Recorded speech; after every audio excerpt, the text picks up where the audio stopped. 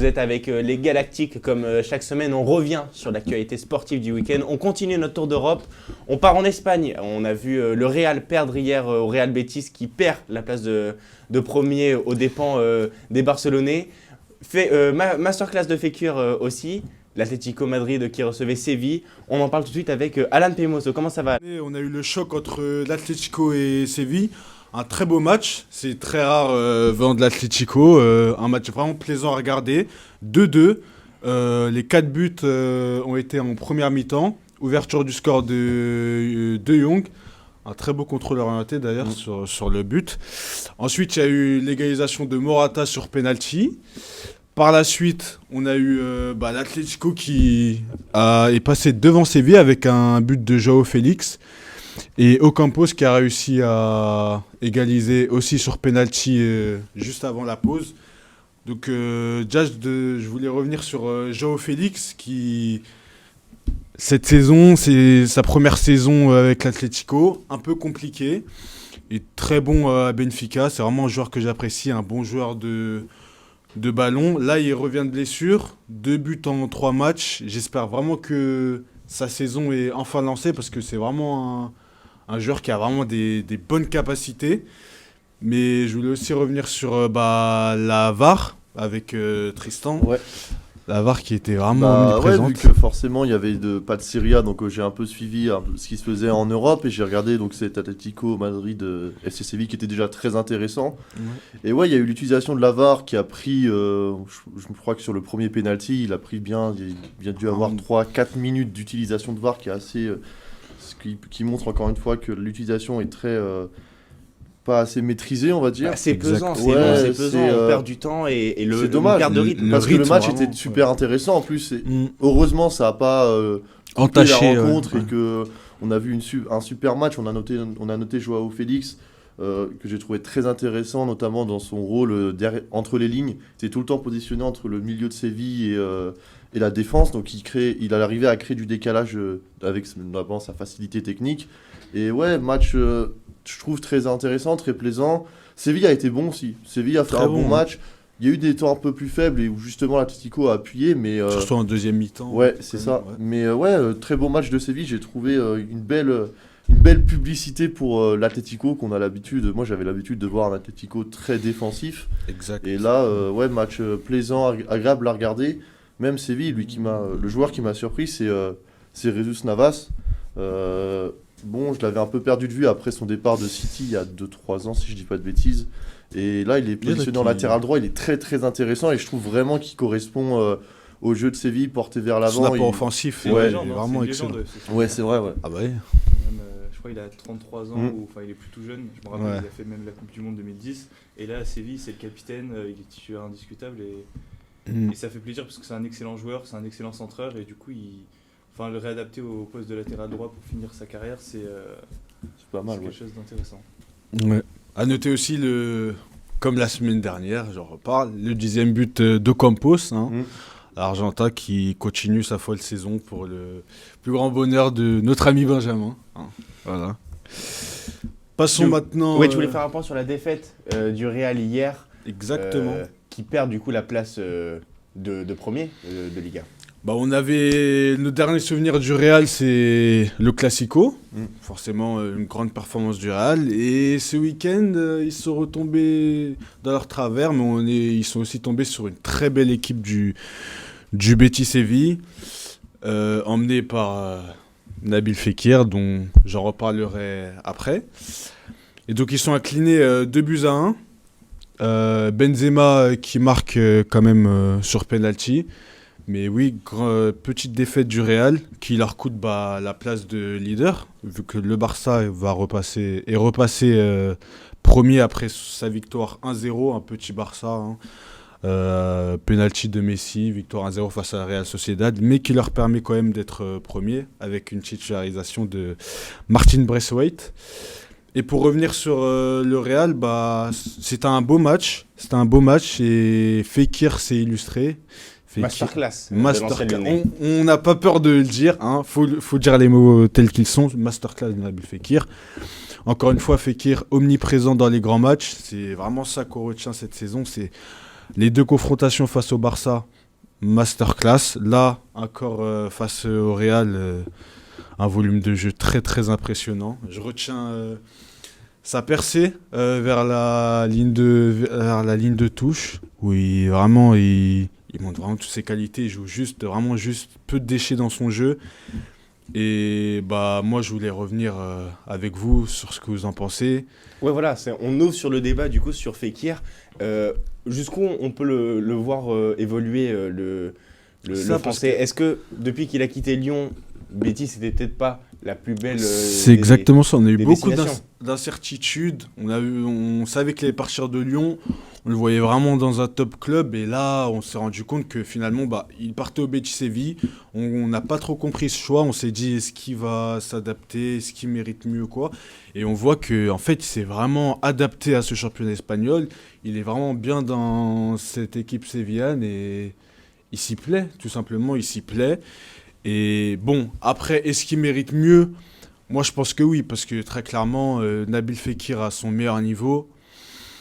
Pour moi, il mérite un top 8 européen. Je ne sais pas ce que vous en pensez, vous.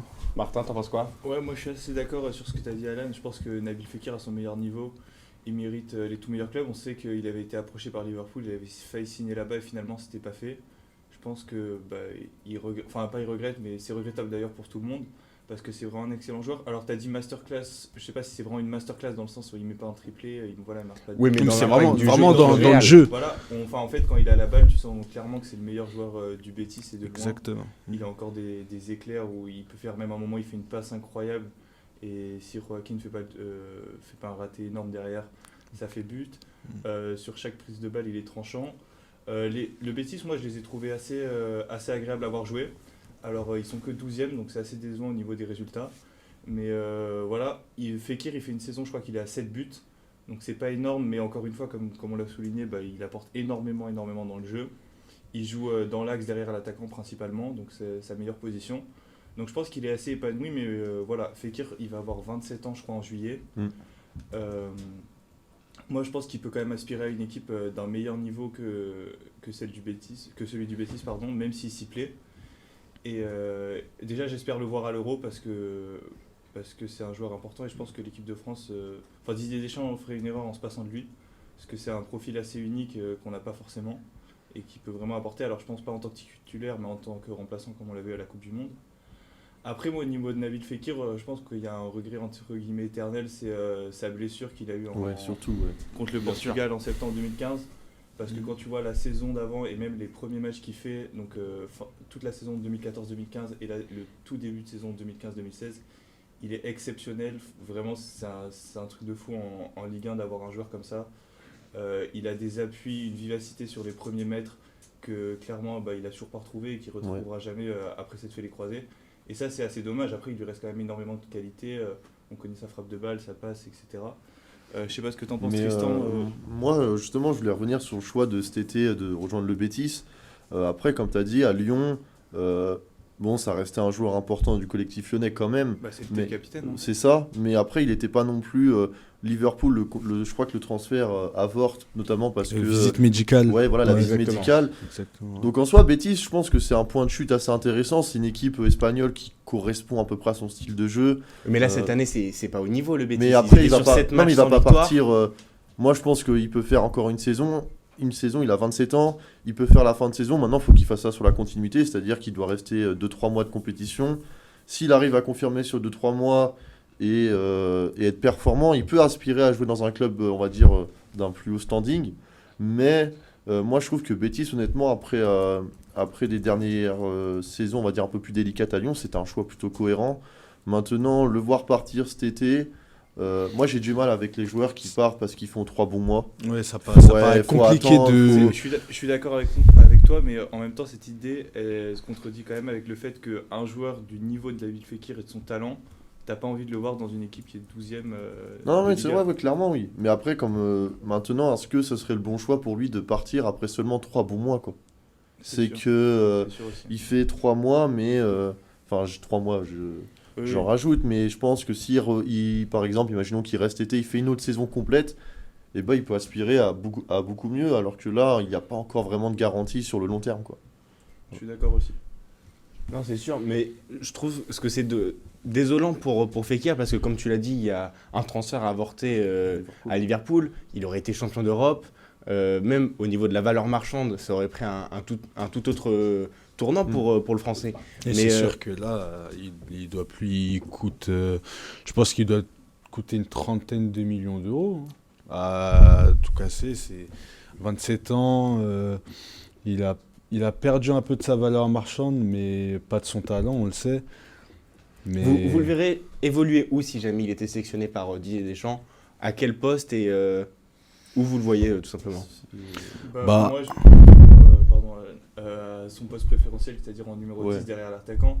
Mais après, on sait qu'à ce poste-là, en équipe de France, c'est Antoine Griezmann. Bien sûr. Donc moi, comme je l'ai dit, j'espère le voir à l'Euro comme remplaçant, on va dire, et faire des rentrées comme il a fait à la Coupe du Monde. Alors, il n'a pas été étincelant à la Coupe du Monde quand il est rentré.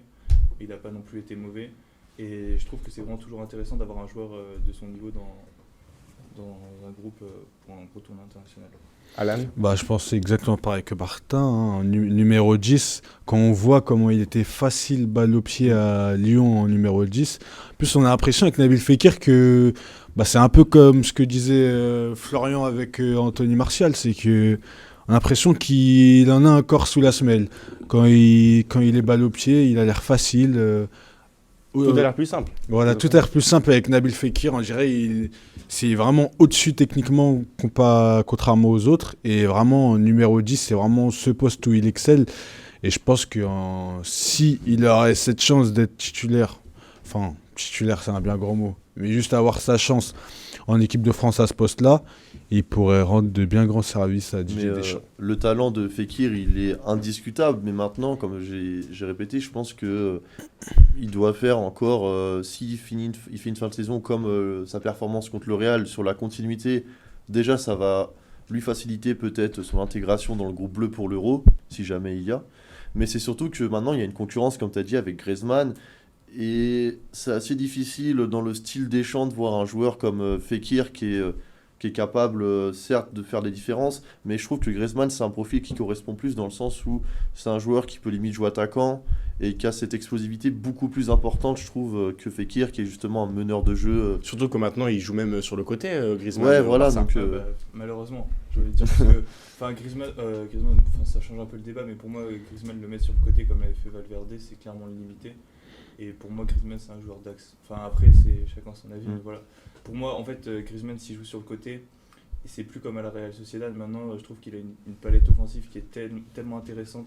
Il est bon dans la passe, il peut se projeter dans l'axe pour aller marquer des buts. Donc pour moi, c'est vraiment le limité que de mettre sur le côté. Pour clôturer le débat, Fekir en équipe de France, oui, non? Moi, je serais à l'Euro. Après, ça va dépendre de sa fin de saison, quoi. C'est ça. Et puis, il y a aussi une forte concurrence. Moi, à l'heure actuelle, si tu me demandes, Jules, de dire d'un avis sur à ce moment de l'année, je dirais non, parce que voilà, il n'a pas encore. C'est comme des joueurs. Il y a plein de joueurs qui sont talentueux français. On a la chance d'avoir des joueurs aussi talentueux. Maintenant, il faut prouver sur le long terme. Et quand tu as une compétition comme l'Euro qui se prépare, tu te dois d'avoir un effectif. Après, je sais que Deschamps aime bien Fekir. L'esprit de groupe aussi. Ouais, voilà. Mais moi, pour le moment, non. Je pense que c'est un peu. Il doit encore prouver sur le long terme et voir par la suite, on verra bien. Alan? Moi, je dirais normalement oui, mais je dirais plus non, parce que je pense que Nabil Fekir, c'est comme avec les autres compétitions de l'équipe de France, il est en concurrence avec Dimitri Payet en meneur de jeu, et je pense qu'à l'heure actuelle, Payet est meilleur que Fekir, malheureusement, pour Nabil Fekir, mais... Donc non. Après... Martin? Moi, oui, parce que justement, Dimitri Payet, il fait une super saison, mais là, Payet, il joue à gauche, clairement, et je trouve que Payet, il est meilleur à gauche, et je pense que c'est plus intéressant pour Didier Deschamps de l'utiliser sur le côté gauche, où pour moi, il est plus performant, et pour moi, il peut mieux exprimer ses qualités quand il est à gauche. Et on le voit actuellement à l'OM. Donc moi je dirais oui, Fekir pour l'Euro 2020. Pour l'Euro 2020. Super, merci beaucoup les gars. On clôture ce tour d'Europe en Espagne et on finira évidemment avec la Serie A de Tristan Pubert.